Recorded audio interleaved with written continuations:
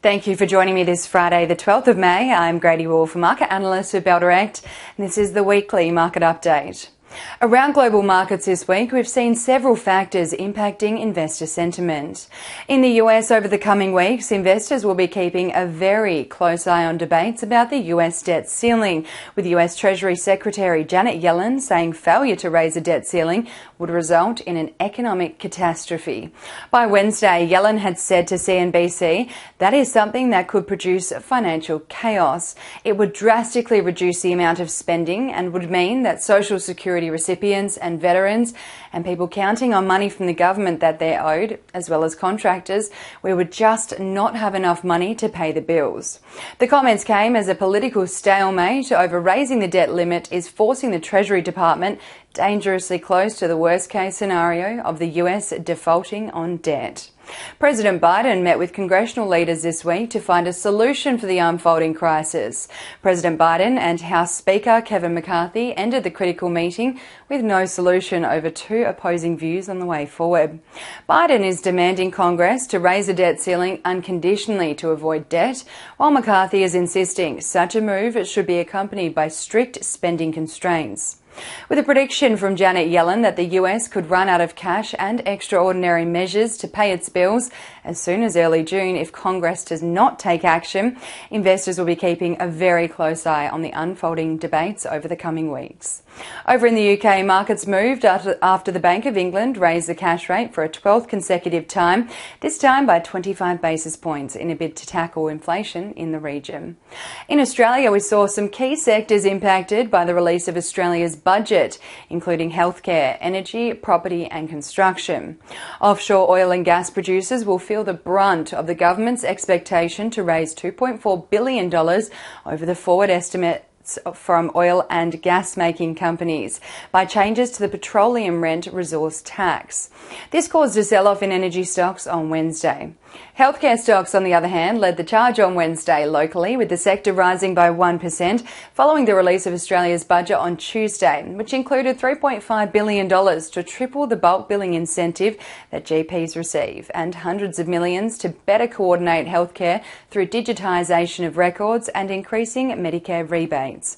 The government has also promised $263.8 million over 4 years for a new lung cancer screening program, $113 million for the National Immunisation Program and $445.1 million for Workforce Incentive Program to help practices employ nurses and other health professionals. In the healthcare sector, Bell Potter has a buy rating on Neuren, Telix Pharmaceuticals and Ardua Biosurgery. New build-to-rent housing incentive for the private sector through the increased depreciation rate from 2.5% to 4% per year for projects commenced after 9th of May 2023. And the government will also be cutting the withholding tax for eligible fund payments from managed investment trusts attributable to the residential build-to-rent projects from 30% to 15%, caused a rally for construction stocks this week. The government is also committing $2 billion in additional funding for social rental housing and has promised $120 billion in a 10-year pipeline and is working with state and territories, the Australian Local Government Association, investors and the construction sector through the National Housing Accord to boost supply and build 1 million new homes by 2024. With all of this in mind, Bell Potter's buy rating on housing and construction developer Cedar Woods is strengthened as a result of the budget inclusions. Locally, from Monday to Thursday, the ASX 200 rose 0.44%, led by the energy sector gaining almost 2% and the information technology sector adding 1.97%. Investors have regained appetite for technology stocks as inflation eases in the US and the monetary tightening policy both at home and overseas nears an end. Allkem was the leading stock on the ASX 200 this week after the lithium miner announced a $10.6 billion merger with Livent, which sparked a rally for all lithium stocks on the ASX, including Core Lithium jumping 15% and Lake Resources adding 15% from Monday to Thursday. On the losing end of the market, Silver Lake Resources fell almost 10%, while Block Inc and Capricorn Metals each fell 9.12% and 7.86% respectively from Monday to Thursday.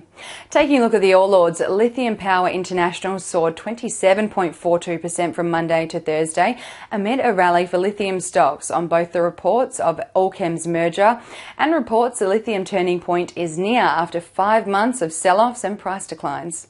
Gallon Lithium also added 23% over the 4 days, and Global Lithium Resources jumped 17.35%.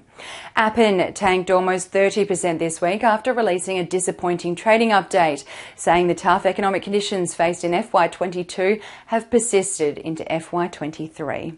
The most traded stocks by Bell Direct clients from Monday to Thursday were TPG Telecom, Megaport, NAB, Deep Yellow and Regis Healthcare.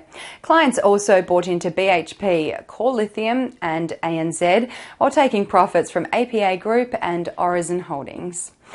On the diversification front, the most traded ETFs by Bell Direct clients this week were Global X Physical Silver ETF, BetaShares Crypto Innovators ETF and BetaShares Australian Dividend Harvester Managed Fund ETF.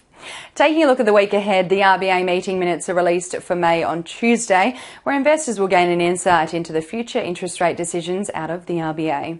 US retail sales for April is also out on Tuesday, with consensus expecting a rise of 0.7% from a decline of 0.6% in March. And Japan's inflation rate for April is out on Friday.